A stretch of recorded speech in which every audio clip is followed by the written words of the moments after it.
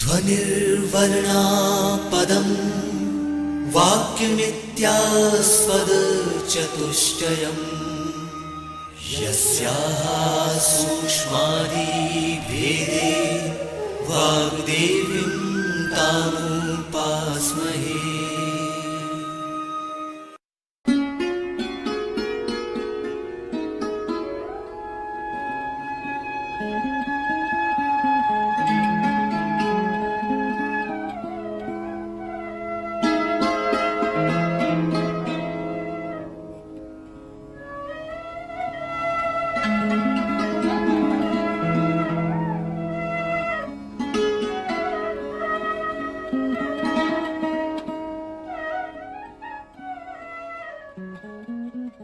मध्य प्रदेश भोज मुक्त विश्वविद्यालय का इलेक्ट्रॉनिक माध्यम निर्माण और शोध केंद्र EMPRC प्रस्तुत करता है समाज कार्य विषय पर आधारित ध्वनि कार्यक्रम सामुदायिक संगठन की प्रक्रिया में शोध और नियोजन। ये कार्यक्रम MSW पाठ्यक्रम के द्वितीय वर्ष के विद्यार्थियों के लिए द्वितीय प्रश्न पत्र समाज कार्य की समेकित विधियों पर आधारित है। कार्यक्रम के विषय विशेषज्ञ हैं डॉक्टर SR बिल्लोरे। इस कार्यक्रम का ध्वन्यांकन, संपादन और प्रस्तुतिकरण किया है अमर बहादुर यादव ने। तो लीजिए सुनिए ध्वनि कार्यक्रम सामुदायिक संगठन की प्रक्रिया में शोध और नियोजन।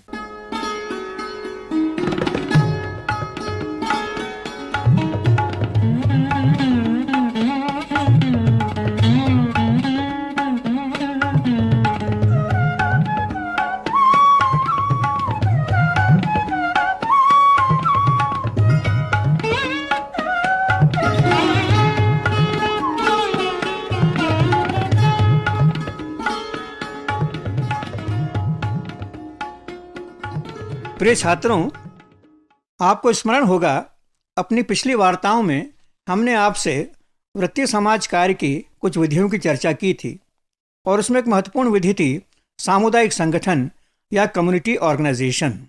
इसमें हमने आपसे ये भी कहा था कि यदि अगर वैयक्तिक समाज कार्य में आपका सेवार्थी व्यक्ति विशेष होता है, समूह समाज कार्य में आपका सेवार्थी पूरा समूह होता है, तो इसी तरह से सामुदायिक संगठन में पूरा गांव या पूरा कस्बा या पूरा शहर आपका सेवार्थी होता है।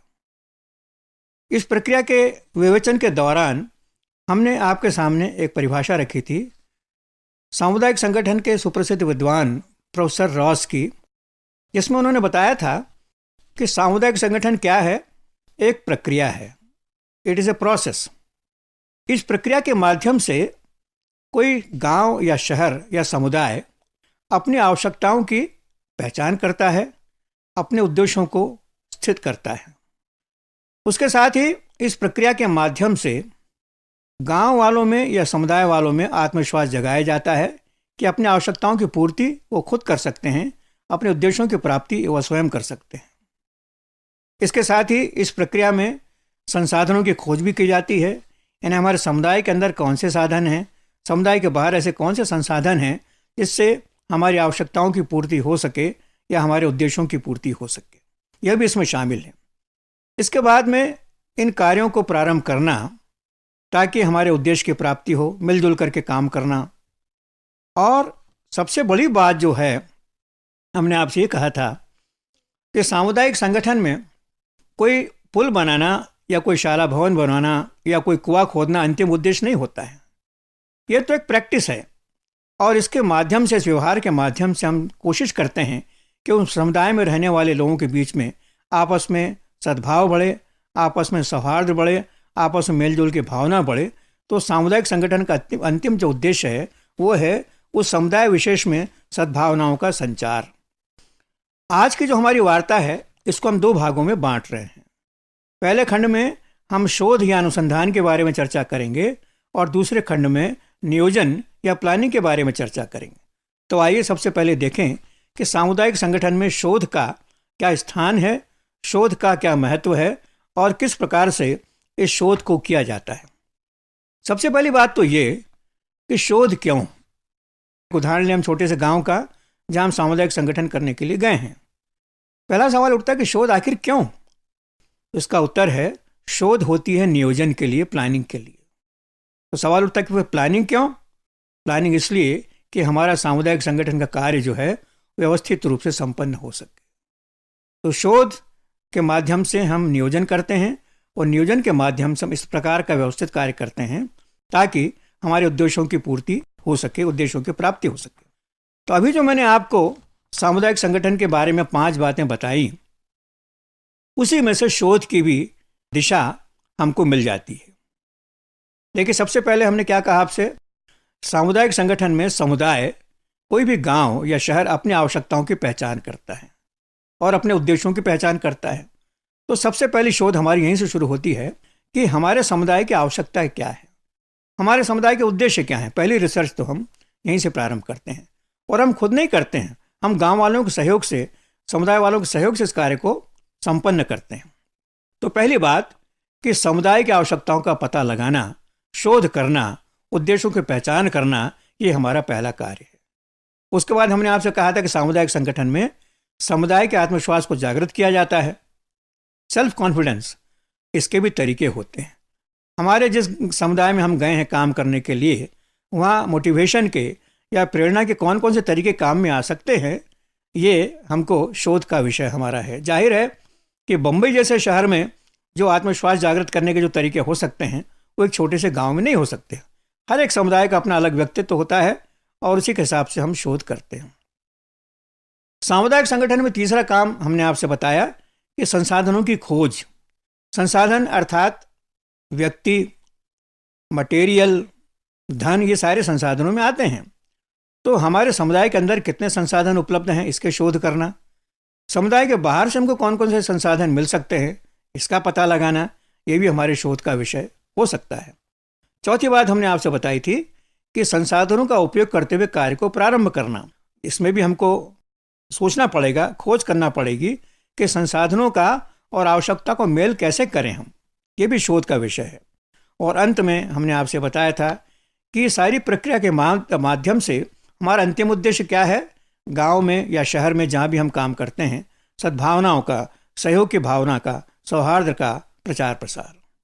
तो कुल मिलाकर के ये 5 काम में हमको शोध की आवश्यकता पड़ती है। लेकिन प्रिय छात्रों, एक बात मैं यहाँ पर बहुत स्पष्ट कर दूँ, वृत्तिक समाज कार्य में या सामुदायिक संगठन में शोध जो है वो व्यावहारिक होती है। ऐसा नहीं कि आप किसी गांव में मान लीजिए काम करने के लिए गए और अगर आप उस गांव का 1000 साल पुराना इतिहास लिखने के लिए बैठ गए तो हमारे काम का नहीं है वो। हमारी शोध जो है वो समस्या मूलक होती है, उद्देश्य मूलक होती है, तात्कालिक उसका उपयोग होता है। यही सामुदायिक संगठन के शोध का सबसे बड़ा कहना चाहिए कि कैरेक्टरिस्टिक है या उसकी पहचान या उसकी विशेषता है। तो पहला काम, शोध के माध्यम से जिस समुदाय में आप काम करने के लिए गए हैं उस समुदाय को समझना। समुदाय को समझना अर्थात वहाँ के निवासियों को समझना। और निवासियों को समझने के लिए, जैसा कि मैंने आपको गांव का उदाहरण दिया, अगर आप किसी गांव में जाते हैं तो आमतौर पर आज भी सबसे पहले आपकी जाति पूछी जाती है कि भाई कौन जात हो। उसी के बाद आपका भविष्य उस गांव में तय हो जाता है। तो हमको एक सामुदायिक कार्यकर्ता के रूप में अगर हम किसी गांव में जाते हैं, शोध का काम हमारे सामने है, तो पहले तो हम ये पता लगाएं कि उस गांव में जो आबादी है उसमें कितनी जातियों के लोग निवास करते हैं। क्योंकि जातिवाद की हम लाख निंदा करें, लेकिन ये तथ्य से आप इनकार नहीं कर सकते कि आज भी हमारे गांव में जाति एक अत्यंत महत्वपूर्ण कारक है। बिना उसको संदर्भ में लिए आप अपना काम नहीं कर सकते। फिर धर्म क्या है लोगों का, उसके बाद में उनकी आजीविका के साधन क्या है, यानी खेती बाड़ी है, कोई उद्योग धंधा है, बेकारी है, वगैरह वगैरह।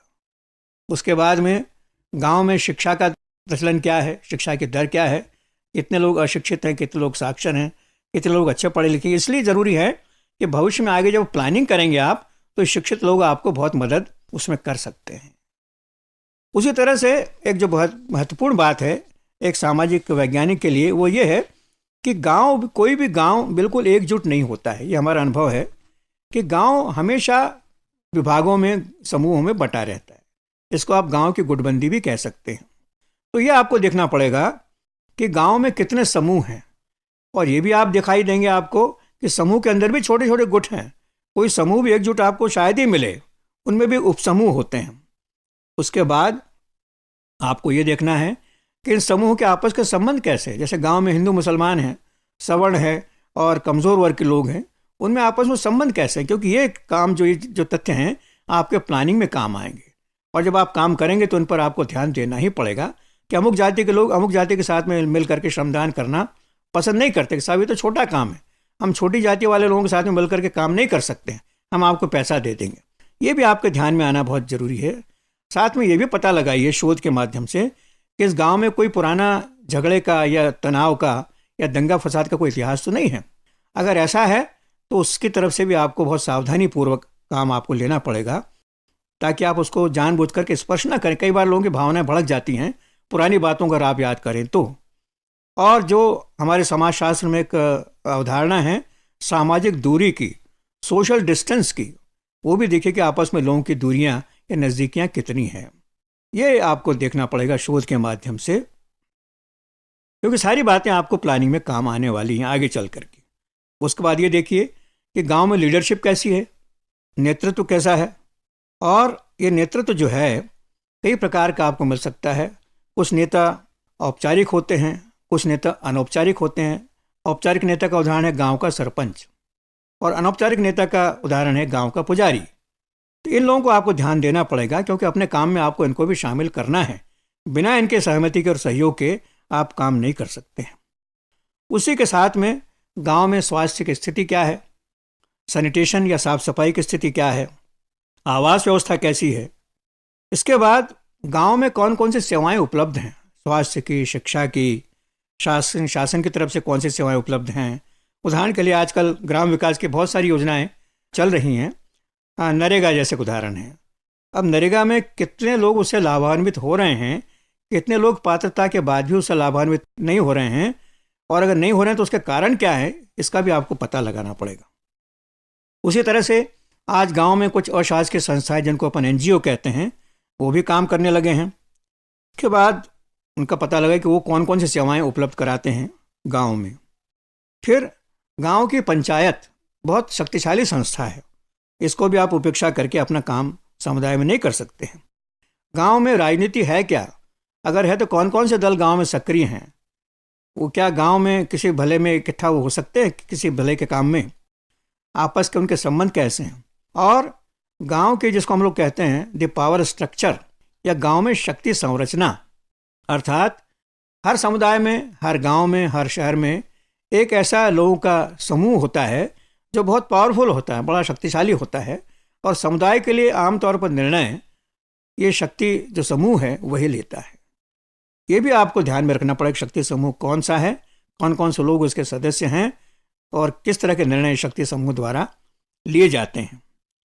और इसके साथ ही आपको गांव के समुदाय के जो सांस्कृतिक पहलू हैं उस पर भी आपको ध्यान देना चाहिए। उत्सव होते हैं गांव में, शहरों में, हमारे लोकगीत हैं, लोक संगीत है, लोक नृत्य है, ये सारी की सारी चीज़ें एक सामुदायिक संगठनकर्ता के शोध में ये विषय होनी चाहिए, क्योंकि इन्हीं के आधार पर आप अपने प्लानिंग आगे चल कर के आप करेंगे। इसके बाद प्रिय छात्रों दूसरे क्रम पर हम आते हैं। शोध का जो दूसरा चरण है, शोध का जो दूसरा बिंदु है वो है गांव के समुदाय की आवश्यकताओं की पहचान। और ये जो मैंने अभी आपको क्षेत्र गिनाए, इन्हीं में से निकल करके आवश्यकताएं ऊपर आपके सामने आएंगी।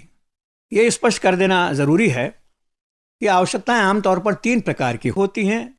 एक तो होती हैं छद्म आवश्यकताएं, एक होती है आरोपित आवश्यकताएं, और एक होती है अनुभूत आवश्यकताएं। इसका मैं उदाहरण दूं कि कई साल पहले हमने कुछ छात्रों को एक गांव में भेजा था कि भाई गांव की आवश्यकताओं का पता लगाइए। एक छात्र ने आकर कहा कि सब सबसे बड़ी आवश्यकता वहाँ पर यह है कि गांव में चाय की दुकान नहीं है, तो चाय की दुकान होनी चाहिए। तो हमने कहा कि आवश्यकता तुम्हारी है कि गांव वालों की है। तो पता चला कि उसने अपनी आवश्यकता का आरोप जो है वो गांव पर कर दिया था, कि गांव की आवश्यकता नहीं थी, तो उसको हम कहेंगे आरोपित आवश्यकता।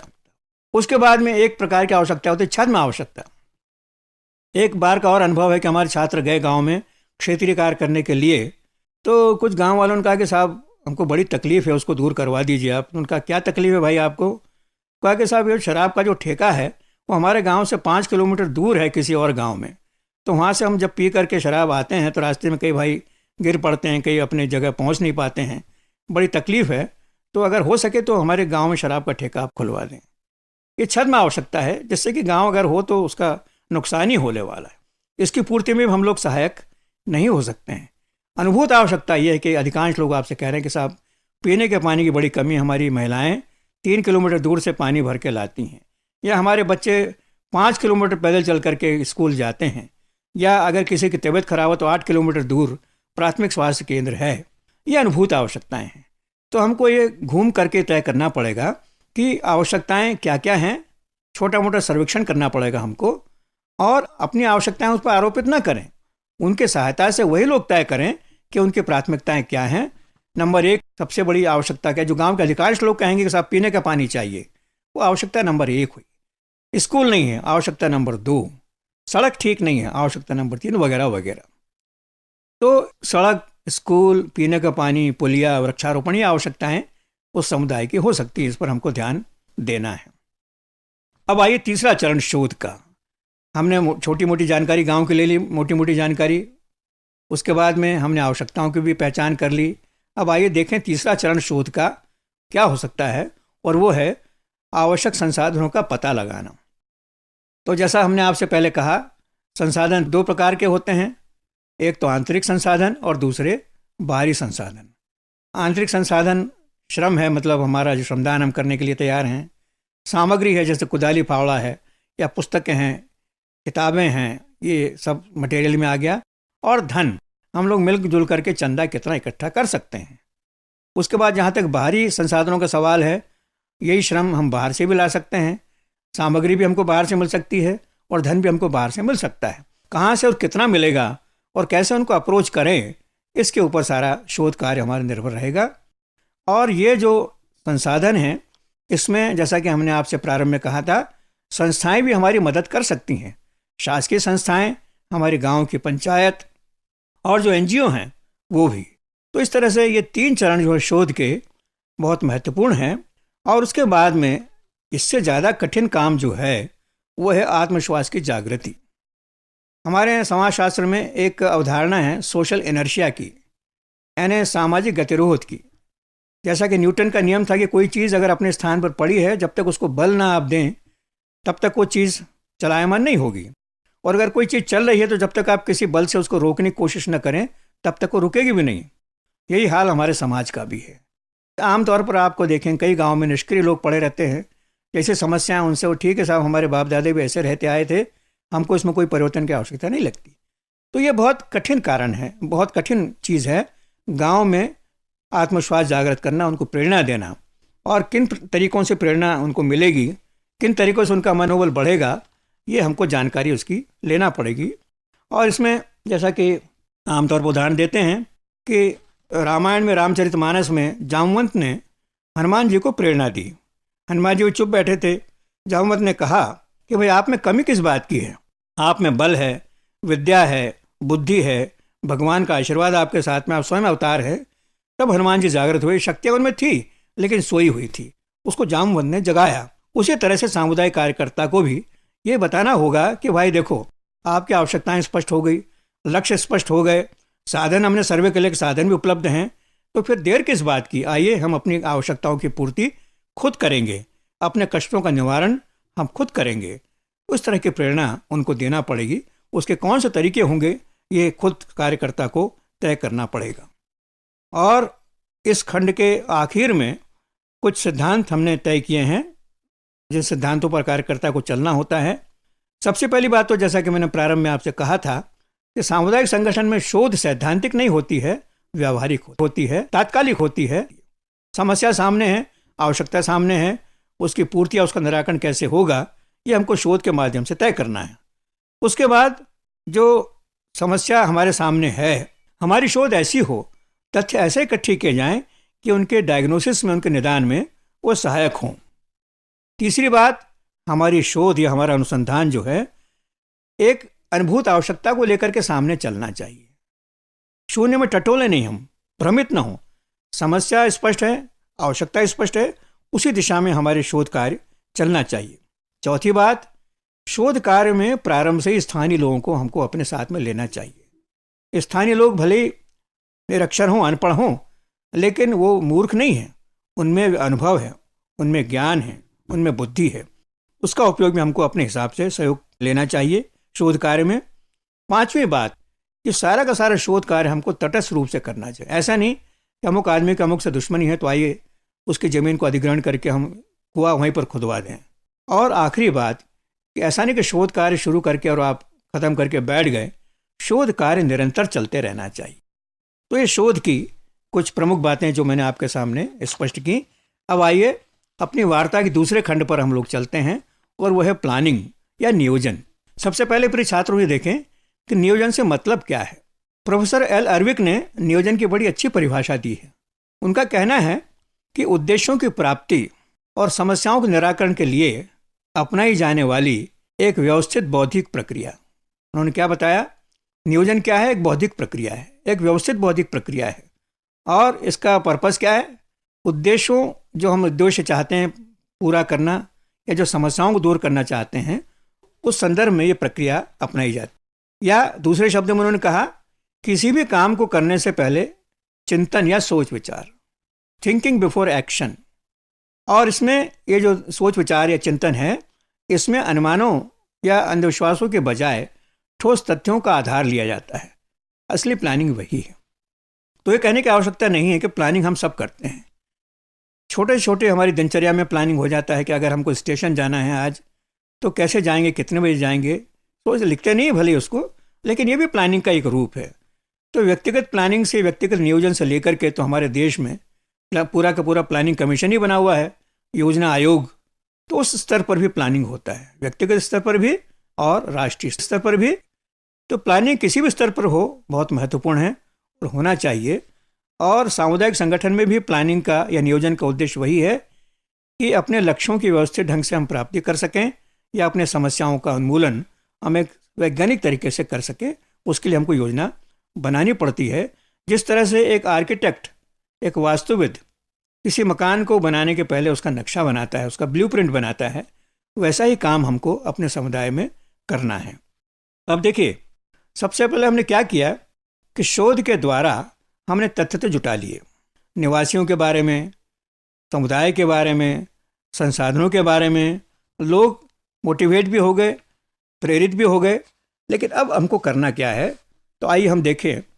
नियोजन के मुख्यतः 4 चरण बताए गए हैं। पहला चरण है समस्या की परिभाषा या समस्या को परिभाषित करना। आमतौर पर जब आप जाते हैं समुदाय में और कहते हैं कि भाई ये समस्या आपकी क्या है, तो कह रहे साहब हमारे बच्चों को बड़ी तकलीफ है, 5 किलोमीटर दूर पैदल जाना पड़ता है, या महिलाएं पानी भरने के लिए 3-3 किलोमीटर सर पर घड़े रख के लाती हैं, वगैरह वगैरह। तो हर व्यक्ति अपनी भाषा में अपनी बात कहेगा। इन समस्याओं को एक नियोजित समस्या के रूप में परिभाषित करना, ये सबसे पहला काम होता है प्लानिंग। तो लोगों ने जब पढ़ाई की कठिनाई बताई, पढ़ाई की समस्या बताई, तो आपने एक पंक्ति में क्या कहा? इस गांव में प्राथमिक पाठशाला के भवन की आवश्यकता है। 10 लोगों ने आपको अलग अलग तरह से इस बात को कहा, आपने एक वाक्य में उस समस्या को आपने परिभाषित कर दिया। तो प्लानिंग या नियोजन का पहला चरण क्या है? समस्या की स्पष्ट परिभाषा देना, समस्या को स्पष्ट रूप से परिभाषित करना। अब आइए दूसरा चरण। जो समस्या आपके सामने है उस समस्या की प्रकृति क्या है, उसका आशय क्या है, उसके अलग अलग नतीजे क्या हो सकते हैं। आमतौर पर हम परिभाषा ये देते हैं कि समस्या समुद्र में तैरने वाले बर्फ़ के पहाड़ जैसी होती है।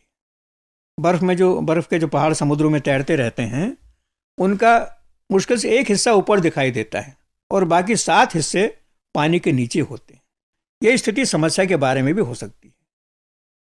आमतौर पर समस्या हमको जैसी दिखाई देती है केवल वैसी है उतनी ही नहीं होती है, उसके भी अंदर कई कई जड़ें उसकी हो सकती हैं, उसका क्षेत्र उससे भी व्यापक हो सकता है। जैसा कि हमने अभी देखा, तो ये कहा जाता है कि आमतौर पर समस्याएं जैसी दिखती हैं उससे ज़्यादा व्यापक होती हैं।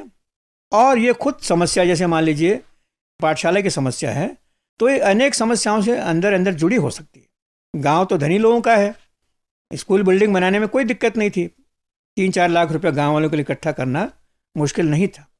लेकिन गांव के धनी लोग पैसा क्यों नहीं दे रहे थे? इसलिए कि अगर शाला भवन बन गया तो हमारे बच्चे, जो हम अपने आप को ऊंची जाति का मानते हैं, हमारे बच्चे निम्न जाति के बच्चों के साथ में पढ़ेंगे। तो ये हमको नहीं चाहिए। हम अपने बच्चों को शहर भेज देंगे लेकिन गांव में पाठशाला के लिए पैसा नहीं। तो ये जो शिक्षा की समस्या है ये काय से जुड़ी हुई है? अस्पृश्यता की समस्या, जात पात की समस्या से, तो ऐसे कई इसका आयाम हो सकते हैं। तो शोधकर्ता को, नियोजनकर्ता को इस पर भी ध्यान देना चाहिए। और एक बात और कि कई बार ये होता है कि एक समस्या को आप हल करने गए तो उससे 2 नई समस्याएं खड़ी हो जाती हैं। इसकी भी सावधानी हमको रखना है। हम लोगों का अनुभव रहा है कि एक गांव में जब हमने पाठशाला के निर्माण की समस्या को दूर करने का प्रयास किया तो पैसों को लेकर के लोगों में आपस में इतने झगड़े हो गए कि वो केस अदालत में पहुंच गया और लोग वहाँ पर झगड़ने लगे। तो एक समस्या हमने हल की तो दूसरी समस्या वहाँ पर पैदा हो गई। तो पूरी समस्या का चित्र, संपूर्ण चित्र हमारे सामने रहना चाहिए और इस प्रकार से उसका अध्ययन करें कि उसके निराकरण का एक स्पष्ट नक्शा हमारे सामने खड़ा हो जाए। तीसरा चरण, एक समस्या के निराकरण के लिए कई उपाय या कई विकल्प हो सकते हैं, इस पर भी हमको ध्यान देना है। मान लीजिए पाठशाला के निर्माण की समस्या है गांव में। अब आपने गांव वालों के साथ बैठ कर के चिंतन किया, मनन किया, सोच विचार किया, तो 3 मॉडल आपके सामने आए कि इस ज़मीन के इस टुकड़े पर भी हम शाला बना सकते हैं, वहाँ पर भी बना सकते हैं, तीसरी जगह भी बना सकते हैं। 3 प्लॉट हैं और 3 अलग अलग समूह उन प्लॉट्स के निर्माण का समर्थन कर रहे हैं। अब शाला तो बनेगी एक ही प्लॉट पर, ज़मीन के एक ही टुकड़े पर। तो फिर से आपको गहन चिंतन और मनन करना पड़ेगा और ये तय करना पड़ेगा कि जिस कार्य में गांव के अधिकांश लोग जिससे सहमत हों, ये बड़ी कठिन प्रक्रिया होती है, लेकिन इसको भी आपको करना पड़ेगा। अगर आपने किसी एक मॉडल को आंख मूंद करके अपना लिया तो बाकी के जो 2 पक्ष हैं हो सकता है वो आपके साथ में सहयोग ना करें। तो ये भी बहुत ज़रूरी है कि अगर एक समस्या के अलग अलग हल प्रस्तुत किए जाते हैं तो उन तीनों को कैसे तरह मिला करके, किस प्रकार से मिला करके एक ऐसा फाइनल नक्शा हम तैयार करें कि सारे के सारे लोग, अगर नहीं तो अधिकांश लोगों को उससे संतोष हो। और चौथा चरण नियोजन का ये है कि जिस तरह से आपने नियोजन किया है, मटेरियल का उपयोग कैसे होगा, कौन व्यक्ति कहाँ रहेगा, किसके साथ काम करेगा, काम के घंटे क्या होंगे, कितनी शिफ्टों में काम होगा, बाहर से संसाधन क्या क्या आएंगे, बाहर के लोग कैसे हमारी मदद करेंगे, शासन हमारी मदद कैसे करेगा, स्थानीय जो धनी लोग हैं वो हमारी मदद कैसे करेंगे, इत्यादि इत्यादि। आपने सारी बातों को अच्छे ढंग से एक नक्शा बना करके नियोजित कर दिया। अब उस पर समय आता है, बारी आती है अमल करने की। तो अमल करने में भी निरंतर आपको हो सकता है अपनी योजना में छोटे मोटे परिवर्तन करने पड़े, क्योंकि अभी तक काम आपका कागज़ का था, सोच विचार का था, लेकिन अब आपको उसको ज़मीन पर उतारना है। तो ये ध्यान रखिएगा कि ऑस्ट्रेलिया में हथियार होता है, उसको कहते हैं बूमरैंग, अर्थात अगर कोई व्यक्ति किसी हिरन पर वो हथियार चलाता है और अगर हिरन को नहीं लगा वो तो घूम करके उसी के पास आता है और शिकारी कोई वो हथियार आहत कर देता है। तो ऐसा काम हम न करें कि गलत उसका टारगेट पर जा कर के लगे और लौट करके पूरा कार्यकर्ता को या उसके समूह को या उसके साथियों को वो आहत कर दे। इस बात की भी हमको सावधानी रखना होगी। तो प्रिय छात्रों, आज हमने सामुदायिक संगठन में शोध और नियोजन का स्थान और उसकी उपयोगिता पर चर्चा की और ये मैंने आपसे बताया कि शोध और नियोजन एक ही सिक्के के 2 पहलू हैं। शोध आवश्यक है नियोजन करने के लिए और नियोजन आवश्यक है कार्य को संपन्न करने के लिए।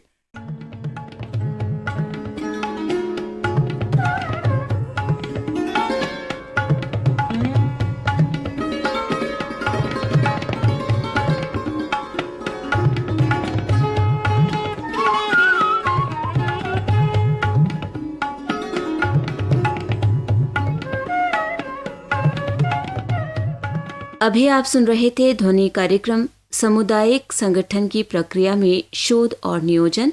कार्यक्रम के विषय विशेषज्ञ और वार्ताकार थे डॉक्टर SR बिल्लोरे। उद्घोषिका थी अनुराधा।